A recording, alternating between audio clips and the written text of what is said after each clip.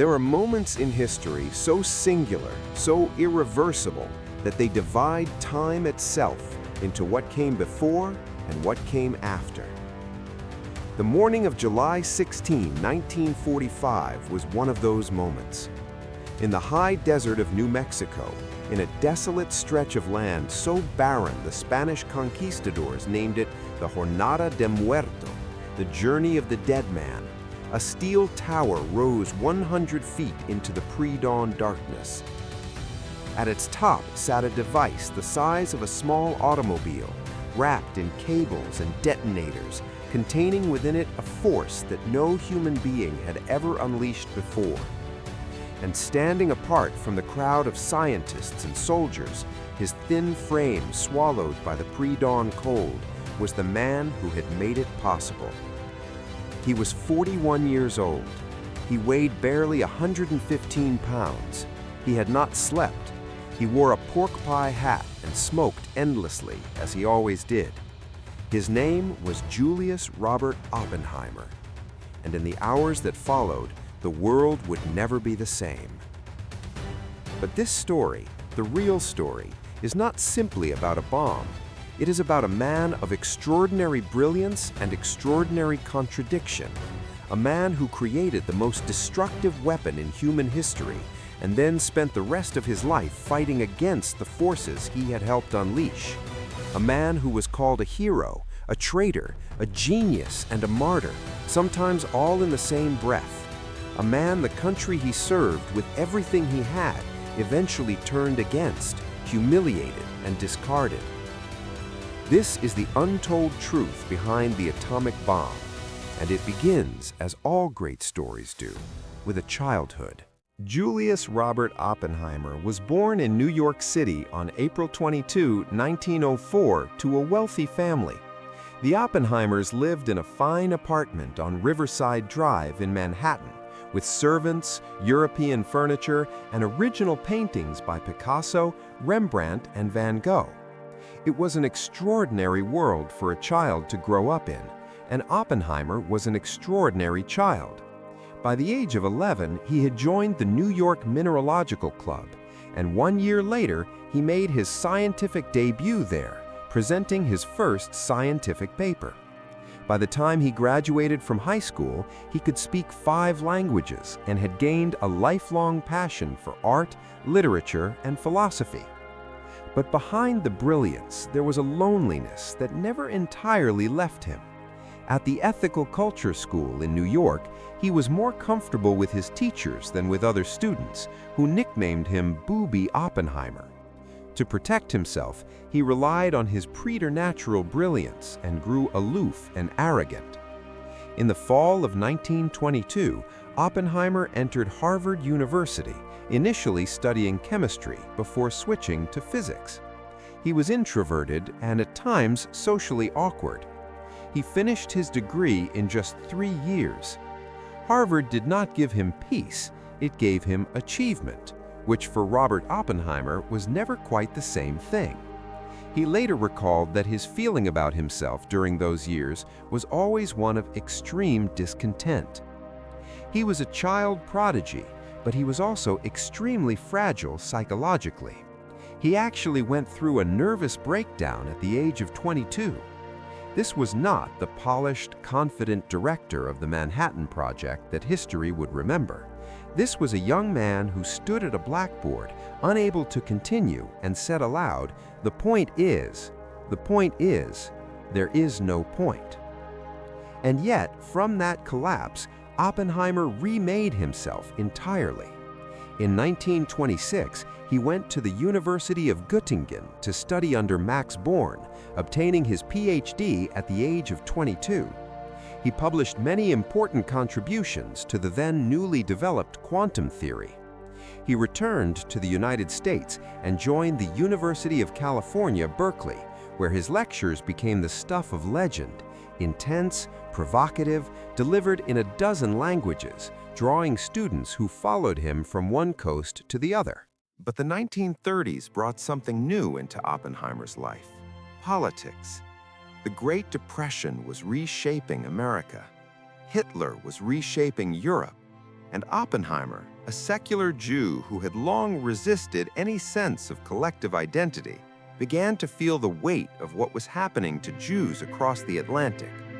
He began to read Marx, he attended meetings, he donated money to causes associated with the Communist Party, though he never officially joined it. He fell in love with a woman named Jean Tatlock, a psychiatrist and a communist, whose influence on him would haunt the rest of his life.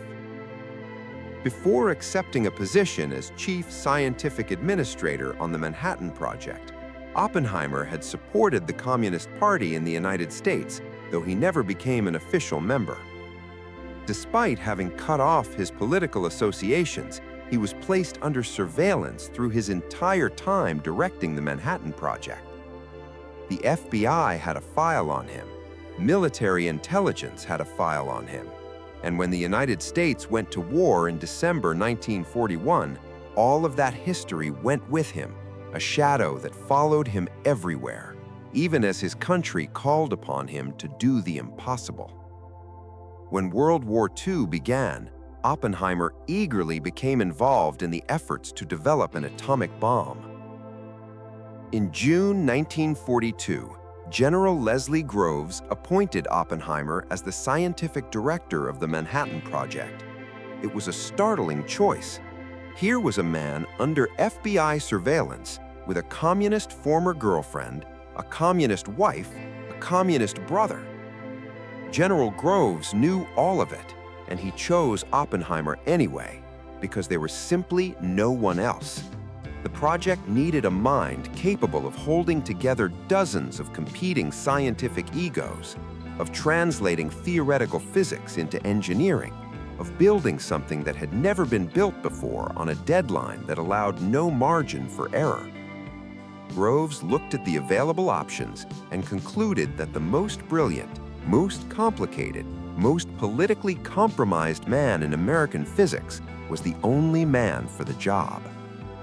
What happened next remains one of the most remarkable feats of human organization in the entire history of science. The place Oppenheimer chose for the secret laboratory was a site he had known since childhood, the high mesas of northern New Mexico, a landscape of piñon and juniper, of red rock and vast sky, where he had once owned a small ranch and ridden horses in the silence of the mountains. There was already a boys' school there, the Los Alamos Ranch School, its students living in log cabins with outdoor latrines. The Army took it over in late 1942. The students were given a few weeks to pack up and leave, and in their place came the strangest collection of human beings ever assembled in one location. Oppenheimer was in charge of establishing a facility at Los Alamos, New Mexico, to consolidate the various American atomic bomb projects. He was closely involved in the day-to-day operations of the project, as well as the project's overall strategy. He also demonstrated great diplomatic skill in handling relations between the military and civilian personnel. Many of the latter were his former students. The laboratory grew with astonishing speed. By the summer of 1945, more than 6,000 people lived and worked on the mesa. Nobel laureates and young graduate students, European refugees and American engineers, wives who had been told only that their husbands were doing important war work and that they could not ask questions. The address on all their mail read simply P.O. Box 1663, Santa Fe, New Mexico. The scientists worked in conditions of near total secrecy. They could not tell their families what they were doing. They could not leave the mesa without military escort. Their mail was read. Their conversations were monitored. And yet, within this controlled isolation, there was something remarkable happening. A community of intellect unlike anything the world had seen, pushing the boundaries of physics every single day. Oppenheimer held it all together. He didn't just assemble a group of the most brilliant scientific minds of his time. He inspired, organized, and pushed them to perform. Physicist Victor Weisskopf later recalled that he was intellectually and even physically present at each decisive step, resulting in a unique atmosphere of enthusiasm and challenge. But underneath that enthusiasm, there were questions that would not go away. Moral questions. Questions that some scientists tried to voice and were told firmly and clearly to suppress. The original justification for the bomb had been Germany. Hitler's scientists were known to be working on nuclear fission. The fear was real that the Nazis would build an atomic bomb and use it to hold the world hostage. But by the spring of 1945, Germany had collapsed. Hitler was dead. The European war was over. And suddenly, the target had shifted entirely to Japan, a nation that had no nuclear program, no realistic path to building such a weapon, a nation that was already being firebombed into rubble by conventional means. The imminence of the Trinity test caused anxiety within the scientific community. Many were concerned about the new bomb's deadly potential. Hungarian-American physicist Leo Szilard had long held strong moral objections to the use of the atomic bomb, and now, with the world on the precipice of its first nuclear detonation, he was deeply disturbed. Oppenheimer himself had served on a scientific committee that recommended the bomb be used against Japan as soon as possible. He believed it would end the war. He believed it would save lives, American lives, Japanese lives, by making an Allied land invasion unnecessary, and he pressed forward. The code name Trinity was assigned by Oppenheimer himself. The name was inspired by the poetry of John Donne, a writer cherished by Oppenheimer as well as his former lover Jean Tatlock. It was a name full of meaning, the Trinity of the Christian faith, yes, but also, perhaps, a private tribute to the woman he had loved and lost. Jean Tatlock had taken her own life the year before. Oppenheimer had never entirely recovered. At 5:29:45 on the morning of July 16, 1945, Gadget detonated with between 15 and 20 kilotons of force. The atomic age had begun. After years of difficult work, everything finally went according to plan. The test yielded more kilotons of TNT than predicted. The complex array of cables, wires, switches, and detonators all worked in unison to create an explosion of energy unlike any the world had ever seen. Those who witnessed it would spend the rest of their lives trying to describe what they saw. A flash of light brighter than the sun, a wave of heat crossing the desert in seconds, a sound like the end of the world, and then the column of fire and cloud rising, taking the shape that would become the defining image of the 20th century. Later, Oppenheimer recalled that as he watched the explosion, he was reminded of verses from the Bhagavad Gita, the Hindu scripture, in which the god Vishnu says, "Now I am become death, the destroyer of worlds." 3 weeks later, on August 6, 1945, a bomb called Little Boy was dropped on the Japanese city of Hiroshima. A minimum of 110,000 people are thought to have been killed in the blast, which wiped out the city on a scale of devastation never seen before or since. 3 days after that, a second bomb, Fat Man, fell on Nagasaki. Japan surrendered. The war was over. The night of the Hiroshima bombing, Oppenheimer was cheered by a crowd of fellow scientists at Los Alamos. But after the bombing of Nagasaki, which he found militarily unnecessary, the mood changed. He became, by one account, a nervous wreck, distressed by the growing reports of casualties, the burned cities, the shadows burned into walls where human beings had once stood. The man who had just won the war for his country was already beginning to understand what winning had cost. Now, before we move into the final chapter of this story, what do you think of what you have seen so far? Was Oppenheimer a hero who did what had to be done, or a man who carried too heavy a burden? Leave your thoughts in the comments. The post-war world should have been Oppenheimer's triumph. He had done the impossible. He was the most famous scientist in America, celebrated on magazine covers, consulted by presidents and generals, lionized by the press. When he walked into a room, people stood.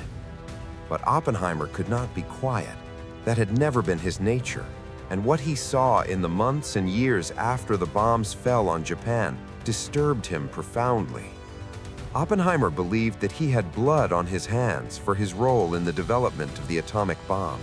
In a talk given in 1946, he told a university audience that when the Manhattan Project team spoke of what they had done, they thought of the legend of Prometheus, of that deep sense of guilt in man's new powers.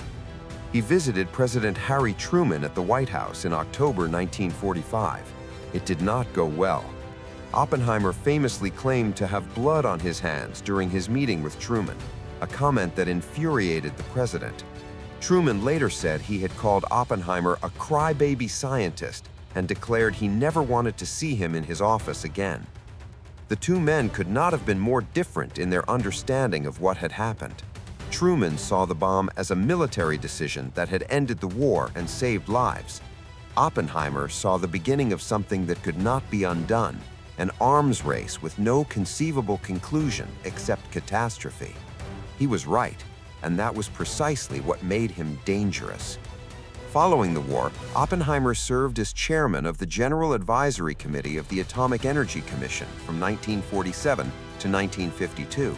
But his opposition to the development of the more destructive hydrogen bomb led to accusations of treason. The hydrogen bomb was Edward Teller's obsession. Teller, brilliant, driven, Hungarian-born, had been dreaming of a superbomb during his entire time at Los Alamos, a thermonuclear weapon powered not by splitting atoms but by fusing them, potentially thousands of times more powerful than the bombs that had destroyed Hiroshima and Nagasaki. Teller wanted it built. Oppenheimer's General Advisory Committee concluded it was both technically premature and morally irresponsible. When the Soviet Union tested its own atomic bomb in 1949, the pressure intensified enormously. President Truman ordered a crash program to build the hydrogen bomb. Oppenheimer did not stand in the way of Truman's order, but he had made his position known. And in Washington, in the early 1950s, with Senator Joseph McCarthy leading a crusade against communists real and imagined, a man who had questioned the hydrogen bomb and had once attended leftist meetings was a man whose loyalty could be questioned. The committee of scientists had believed the hydrogen bomb program was both technically premature and morally irresponsible. The decision infuriated Lewis Strauss, one of the 5 AEC commissioners, and triggered Oppenheimer's undoing. Strauss had a deep personal dislike for Oppenheimer. The two men had clashed publicly on multiple occasions. Oppenheimer had once humiliated Strauss in a congressional hearing, gently, precisely, in the way that only a man of superior intellect can humiliate someone, and which is never forgotten. Strauss allied himself with Teller, and in December 1953, Oppenheimer received a letter from the government informing him that his security clearance had been suspended. The charges were a mixture of old associations: Jean Tatlock, his communist-affiliated wife, his brother Frank, and newer accusations about his attitude toward the hydrogen bomb. He was given a choice: resign quietly or face a hearing. Oppenheimer chose to fight. In 1954, J. Robert Oppenheimer was called before a tribunal of the Atomic Energy Commission for a hearing on his past involvement with communist organizations, the safety of his continued security clearance, and the possibility that he was a Soviet spy. The hearing lasted 19 days. It was held in secret. Oppenheimer's lawyers were denied access to classified documents that were being used against their client. The government lawyer cross-examined Oppenheimer for hours, exploiting every contradiction in his earlier testimony, every ambiguity in his past. And then came the moment that would divide the scientific community for decades. Edward Teller took the stand. He told the panel that he did not question Oppenheimer's loyalty, but he said something that damaged Oppenheimer far more than any accusation of treason ever could have. Teller testified that he felt he would like to see the vital interests of the country in hands which he understood better and therefore trusted more. It was a precise, surgical, devastating statement. Not an accusation, not an allegation, simply the quiet withdrawal of confidence from the man who had led them all through the greatest scientific endeavor in history. Oppenheimer's security clearance was revoked after the hearings. Most of Teller's former colleagues disapproved of his testimony, and he was ostracized by much of the scientific community. One physicist, Robert Christie, refused to shake Teller's hand in a moment that became symbolic of the rupture. Another, Nobel laureate Isidore Rabi, said of Oppenheimer's treatment, "He was a man of peace, and they destroyed him. He was a man of science, and they destroyed this man." The decision irreversibly damaged Oppenheimer's career, barring the father of the atomic bomb from being part of national deliberations on nuclear issues. Wernher von Braun, the German-American rocket scientist, offered perhaps the most damning verdict on the whole affair when he told a congressional committee, in England, Oppenheimer would have been knighted. Oppenheimer spent the remaining years of his life as director of the Institute for Advanced Study at Princeton, a prestigious post, but one far removed from the center of power where he had once operated. He continued to lecture, to write, to think. He grew thin and gaunt as the years passed. In the early 1960s, President John F. Kennedy announced that Oppenheimer would receive the Enrico Fermi Award, a gesture of partial rehabilitation that Kennedy would not live to see completed. It was President Lyndon Johnson who placed the medal around Oppenheimer's neck in 1963. He died of throat cancer on February 18, 1967, aged 62. Decades of cigarettes, decades of regret. In 2022, the Department of Energy formally vacated the revocation of Oppenheimer's security clearance. The Secretary of Energy stated that Oppenheimer's clearance was revoked through a flawed process that violated the Commission's own regulations, and that as time has passed, more evidence has come to light of the bias and unfairness of the process. It took 68 years. Oppenheimer had been dead for 55 of them. What do we make of a story like this, of a man who gave his country everything, his brilliance, his health, his years, his peace of mind, and received in return a hearing that his own colleagues called a kangaroo court, presided over by men who knew, at some level, what they were really doing? Perhaps the most honest answer is that Oppenheimer's story is not really about one man at all. It is about what happens when a society, gripped by fear, turns against the very people it once depended upon. It is about how power protects itself. It is about how the question of who controls the most dangerous weapons in human history is never simply a scientific question. It is always, ultimately, a political one. Oppenheimer understood that. He said it in various forms for the rest of his life, and the men in power, the men who had used his genius and then discarded him, never really forgave him for being right. We want to know what you think. Was Oppenheimer a patriot who was betrayed by the system he served? Or was his story simply the inevitable consequence of a man who knew too much and said too much in an age that could not afford honesty? Leave your thoughts below. Every comment, every perspective matters in this conversation. Thank you for being here. The best is still to come. Our next video is waiting for you. And if you haven't subscribed yet, this is the moment. History is never finished, and neither are we.